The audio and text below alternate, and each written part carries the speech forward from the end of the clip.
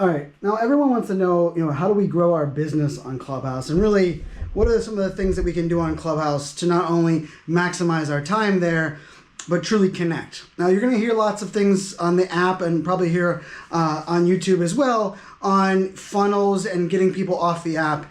And that's all great, but I'm a big believer in not only jab, jab, jab, right hook, as Gary Vaynerchuk says, but really connecting the dots and trying to go deep so that not only you can build that business relationship, but that person comes to you. And I'm saying that not only in theory, but it's worked for me, as I've actually closed more business now in the last 2 months on content and influencer work than I did the last 18 months, all from Clubhouse. And the trick for me is not really a trick. It's really understanding how to maximize those impressions that you're making on the app. And so one of the things that I've really worked on is refining my profile. Now, there's lots of ways to make your profile pop, but for me, I actually created 5 different profiles on my iPhone for the different types of rooms that I'm going to be in. So if I'm in a public speaking room, I'm going to have a profile that prioritizes my public speaking background. If I'm one talking about social media, I'm going to have one about that.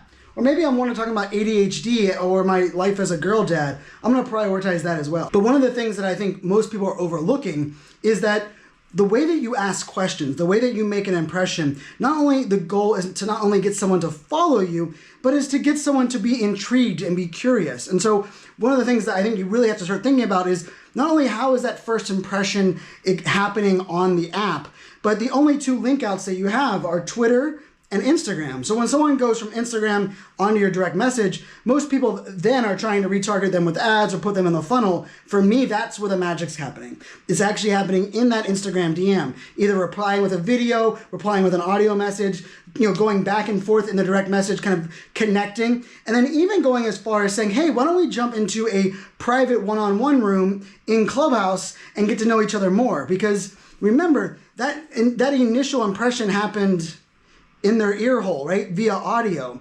And I'm a big believer that when you're communicating and you're connecting, it's important to connect where your audience prefers to connect, not where you prefer to connect. So for some of us, you're like, I just needed to get them over to email so I can reply to my email or I can send it to my assistant. Well, the person that you're building that business relationship with, if they're preferring audio and that's where they found you, shouldn't you try to connect with them on audio? And the other piece of this that really has helped me as far as establishing that business side is making it very clear, not only in the answers that I provide, but when I'm telling my stories, how people can work with me, right? And so even when I'm answering a question, maybe I created a panel on public speaking, I'll outline these are some of the talks that I give, and I do it kind of at an overview. But when you start doing those things, you start letting people think about, oh, I could hire that person, right? Or on the influencer content thing, I'll actually mention I did some work with the Super Bowl, and one of the things I did with the Super Bowl is I took over their Instagram account, did some live streaming for them, and I even brought in some influencers with me. And then I go into, continuing into my spiel, right? Or into my answering of the question.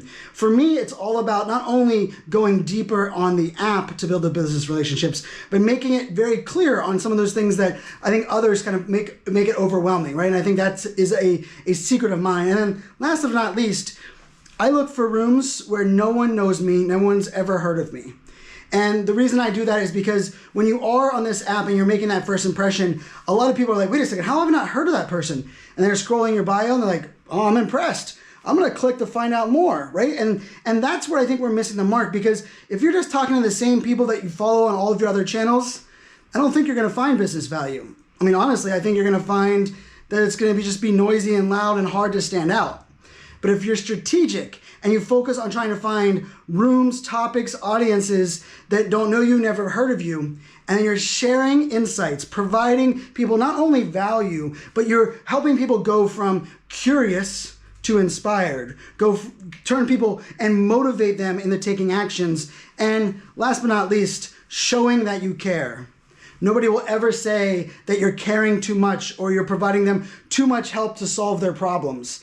If you are solving problems on Clubhouse on a regular basis, I can guarantee you it's going to lead you to business. Cheers.